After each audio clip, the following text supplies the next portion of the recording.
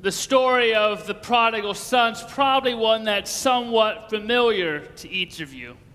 We know this story, right? We know this family. The prodigal son who is selfish, wastes an inheritance.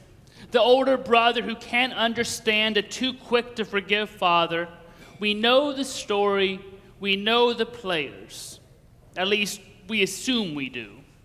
Just like we assume we know the family living next door to us, or our own family for that matter. There's often more than meets the eye, and appearances aren't always the full truth. That's the danger with familiar people and familiar stories. We believe we know them, so they are left unprodded, unchallenged, uninvestigated, and often uninteresting. Same can be true for our families, our lives. It appears Jesus tells a story about a father and his two sons. We have what appears to be a dutiful older son and a manipulative, spoiled youngest son. Do we have any oldest children here? Any oldest? Yeah. Any youngest children? Any middle children? You're left out of this story. It's typical, isn't it? Maybe we read our own stereotypes and experiences into this story because we are an older child or a youngest child. Now, in this story, the younger son, he wants a gap year or something. He wants money and freedom and power and wants daddy to give it to him. We think of him as selfish and foolish. With the percentage of the farm sold off, the younger son takes off to spend his father's hard-earned inheritance. It isn't long before the younger son has blown all his inheritance on wild adventures in a far-off land. That's what a prodigal does. And then the text says, he came to himself. Or many translations say, he came to his senses. He came to himself. We're in the midst of a series here on mental health, and so reading this story through that lens made me kind of stop at that phrase. Makes me kind of consider the family dynamics of mental health concerns and doing so, these words jumped off the page of the Bible. So I raised the question for you, this challenge to imagine, to consider, to think about how we might view this story and the implications of it if it's possible that the younger son has some sort of brain disease, some sort of mental illness that's affecting this story. Because his behaviors seem compulsive, manipulative. Something doesn't quite seem right. A person doesn't normally beg for, cajole, and force the hand of a parent for half their value while they are still living and then get it, and then go and blow it immediately without something being wrong, some deeper issue at work. And yes, it's a parable, it's not a real story, but stories like this do happen. Children are lost. They run away. They hurt the ones they love and who love them. And there are many reasons. We couldn't possibly begin to imagine or understand all the reasons why. But the story's true. One of the problems in dealing firsthand with mental illness is that for both the person with an illness and the people in the family around them, there often seems to be this continued ramping up of behaviors. I imagine that the adult son who pushes his father to give up the farm has pushed his father throughout his lifetime about lots of things, including family rules, household chores, going to church or synagogue, going to school, and of course, money. He pushes and pushes and pushes until his father gives in from a lifetime of pressure. Through it all, it isn't that he is bad, which the older brother keeps saying, but what if he's sick? I have to interrogate my own interpretations of this parable because I've always jumped to just blaming the younger son, assuming he was just a jerk and a bad kid who just blows off all his money and acts like his dad is dead. And I put all the blame on him. Do you ever do that with this story? You assume the younger son is being kind of a selfish jerk. I wonder why I do that. why that's my first place to go to is because I put myself in the shoes of a dutiful older son who does everything right, and I don't want somebody else who does everything wrong to get more, to get what seems to be a party, it seems to be love. Is that my issue, or is that the Bible's issue? How often do we make our issues the Bible issues? A friend of mine was experiencing her father going through the end stages of Alzheimer's, and the disease changed his behaviors, and it changed his brain chemistry.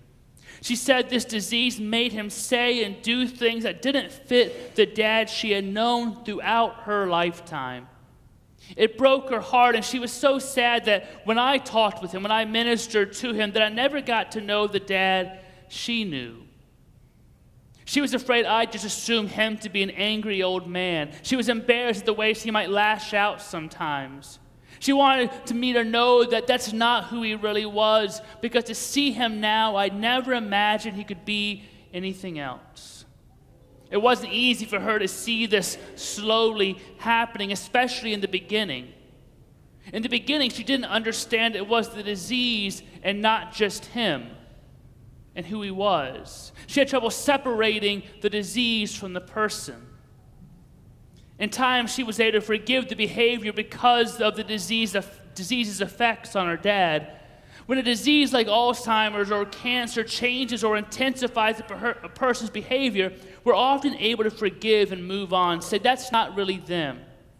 We can name the disease and sympathize with its sufferer.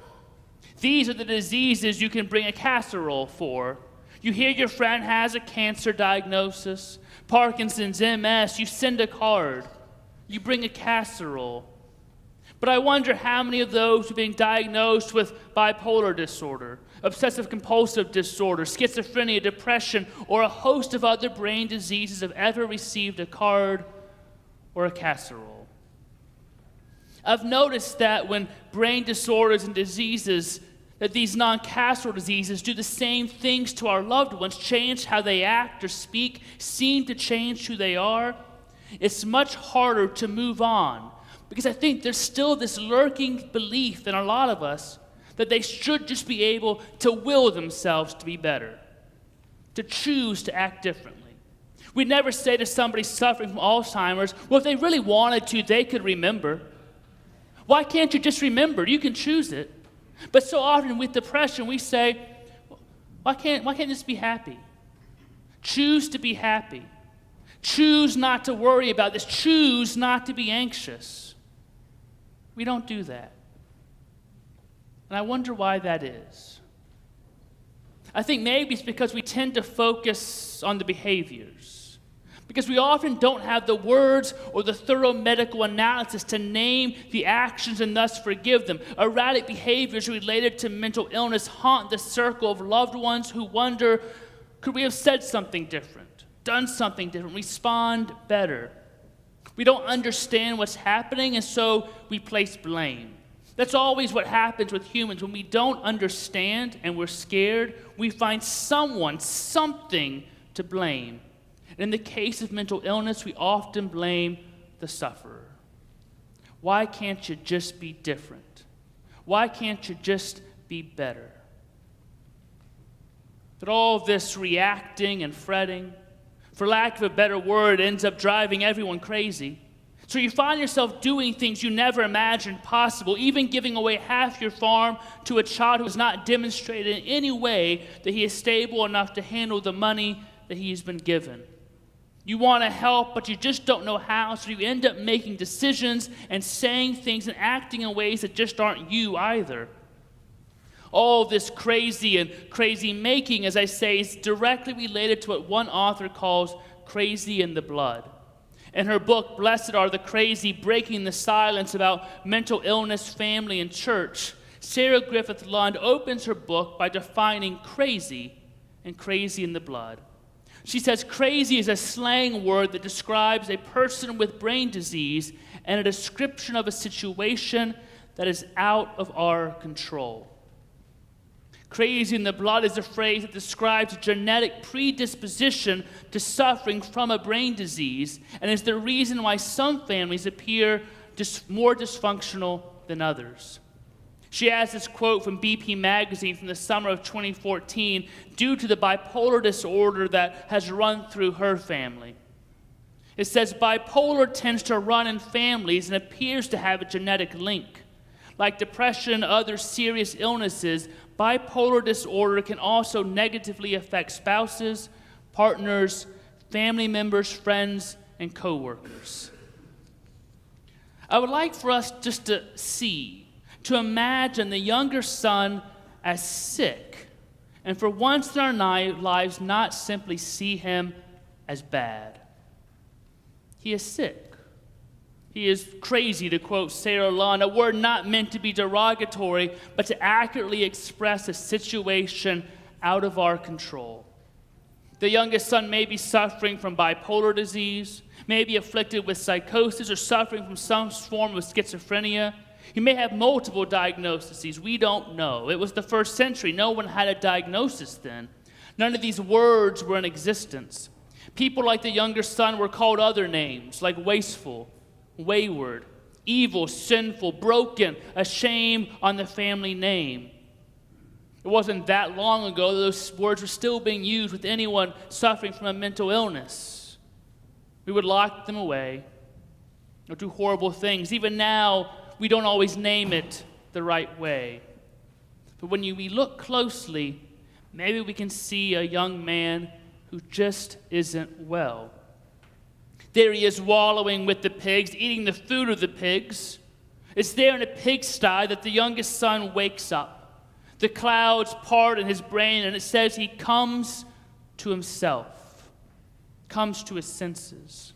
For a moment, he sees his true condition. He has nothing. He has hit rock bottom. For a moment in time, he realizes how low he has fallen. There in the stinking, sinking mud of the pigsty, he talks to himself. He works out the words that he is going to say to his dad. I have sinned against heaven and before you. I am not worthy to be called your son. He rehearses this all the way home like a mantra of madness seeking to find home. He talks to himself and he walks by himself. From my conversations with therapists and psychiatrists, this is something that does sometimes happen. Those moments all too fleeting when a person afflicted with a brain disease has full awareness of what is happening, has that clear head. Sometimes there are highs and lows. It can almost be as painful as anything else. They realize the hurt they've caused themselves and others by choices or words they've said. It can last hours, days, months, but it's always fleeting. Perhaps this sick son had a clear day and realized the mistakes and the pain, but also the love of the father. Like all parents who have walked through their children's brain diseases, the father is waiting for his son. His daily prayers that the boy is still alive. As bad as his behaviors may have become, as often as his father has thoughts he had to suppress about his son, which he hates himself for having, he waits. Every night he goes to the edge of the property and watches as the sun goes down to catch a glimpse of his son in the darkness at the edge of town. Every morning he arises as if he had been sleeping to watch. Finally, the son reaches what's left of the family farm. His father sees him first and runs to his side. The son's speech he has been muttering under his breath the whole way home. But as soon as the son begins to speak, only half of what he wants to say gets out of his mouth before his father declares in a totally unrehearsed way to all those who can hear, quick, dress him in a robe, a ring for his finger and sandals, get the fattened calf and kill it, and we will have a celebration feast because my lost son who was dead has come back to life.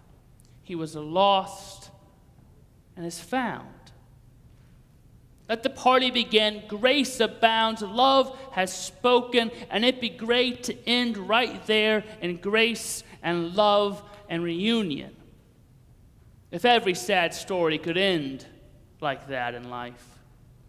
But before we get too excited about the party, let's remember the father has an older son too. The older son comes home from yet another day's hard work and hears music playing and smells the unfamiliar but glorious smell of beef cooking. He asks one of the servants, "What's going on here?" "Well, your brother has come home. So your dad is throwing a party. Well, big brother shares no delight in the return of little brother. His brain fills with visions too. All he can see, smell, and hear is the future of a smaller estate, harder work, sale of more of his future inheritance for what he considers his screwed up little brother. In every family, some might consider themselves to be blessed to not be as crazy in the blood. Big brother might have gotten the genes that didn't make his mind muddled, his behavior's erratic. It's hard to watch his brother come back and the cycle to start all over again. Compassion is in the big brother, but it's buried really deep. He has witnessed the pain caused to his dad. He has felt that pain too. He sees his brother now living off his inheritance, and he sees his father being played again. Big brother's reached the end of his rope. Baby brother has come home not to penance, but to privilege. It's bad enough that he has wasted the father's estate, but he isn't required to change any of his actions for all the pain he created. Notice he says, the son of yours comes home, not my brother came home. It's kind of like when you're mad at your child and you tell your spouse, do you know what your daughter did today? Do you know what your son has done? It's like in that moment, you don't take any responsibility for all of this. He says, that son of yours, not my brother. The father has to say your brother. It's almost as if I don't want to claim this. See, big brother is focused on the actions and still has the idea, I think, that little brother could have done it differently if he really wanted to. It's really all little brother's fault. He could have been different. One has to wonder, and I'm just wondering aloud here, is it possible the younger son left in the first place because he couldn't watch his successful brother get up and be normal every day, to be okay, to be fine, to be functional, even happy? But that's not a question to ask big brother. When the older son confronts his dad, the father listens to everything he screams. Unlike his younger brother who has rehearsed all his words, there's nothing rehearsed in big brother's explosion. Although my guess is he must have thought these words inside his head 1,000 times. He lets it all loose. The dutiful, loyal son, the obedient son, finally loses it. The well son has been good. He has followed orders. He has been faithful. He has done everything right as opposed to everything wrong. And dad takes it all in. He has no angry response. He has no lecture about honoring your father. He has lost his younger son to the afflictions of the brain and misbehaviors of waste and recklessness. Now he's watching his older son disintegrate in front of him, getting lost to anger and self-righteousness. The father simply loves his oldest son in return. He says, son, you're always with me. Everything I have is yours. If you need anything, I am right here. But your brother was dead and is alive. He was lost and has been found. Grace abounds for the father of these two sons. He finds a way to speak to each son what they need to hear. Now, I don't know if this is what happened in this story, but I also don't know if the way we always talk about it is any more correct. That his son was just wasteful and full of bad choices that he could easily have corrected if he wanted to. But I kind of tend to think this way might be more correct. Let me tell you why. We often see this story as this analogy of the father in this story as God who stands ready and able to forgive, to come running to those who are lost. But if that's the case, if we just think this son made really bad choices and was wasteful and arrogant, and he could have changed at any time, that's not a very good analogy for us. Because we say we are sinful. We have a condition of sin. It isn't just these mistakes we make, the bad things we do. Sin is a condition of our very being. Too often we might think of sin as just the things we do wrong. But has anybody said, you know what, I'm going to stop sinning. I'm going to start being good. Has anyone figured that out yet and just stopped all sin? If you have, please talk with me. I would like to learn your secrets. But it isn't that we can just stop. As Paul says, that which I don't want to do, I do. And that what I do want to do, I don't do.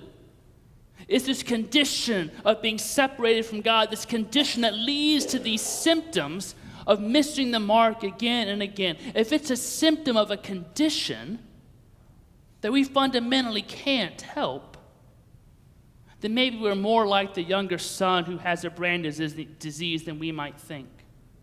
Because God says, even though you have this condition that makes you rebel time and time again, this condition that makes you hurt other people, this condition that makes you not love me, this condition that makes you not follow me, Paul says it this way: while we were still sinners, while we still had this condition, Christ died for us.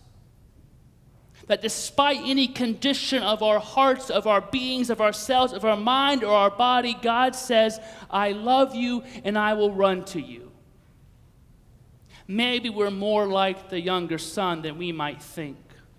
Because we all sometimes make mistakes and we think, how did this even happen? Why did I do this? Why am I like this? Why do I get so angry in traffic? Why am I short with my spouse? Why do I keep making this mistake? Why do I cheat at this and that? We all have these things. And we think, why can't we just be better? Imagine if everyone said, you know what? I know your deepest, darkest mistakes, and I'm going to hold you accountable for every one and judge you completely for that. Would that be a scary thought, wouldn't it? But God says, I know you've got a condition, but that's why I've come, to heal you, to fix it, to bring you back to me. That's what reconciliation is. I'm beginning to think maybe this story, we've read it wrong for too long. That's just this wasteful child that makes mistakes and realizes it. I think there's more to the story, because there's always more to us. And I think reading the text through the lens of brain disease and family systems help us to see that when 1 out of 5 people in a family system is afflicted with a brain disease, the other family members are going to be affected. These may be our children, but they also are the siblings of our other children. I've witnessed that sometimes parents forsake the child with the brain disease and circle the wagons around the other children. I've seen the denial of the diseases and disturbing amounts of rejection for children in need. While that may surprise some of you, I think it speaks deeply to the difficulties of admitting there are brain diseases in our family systems. There's crazy in the blood, as Sarah Lund Griffith would say, and has experienced. There are other times when the child who appears to be well and healthy runs away to shift geographically from the family, seeking to create a safe distance from the difficulties of living with and witnessing and dealing with the consequences of mental illness. Brain diseases are complex, and the effects of them on the one afflicted and the ones affected are far-reaching.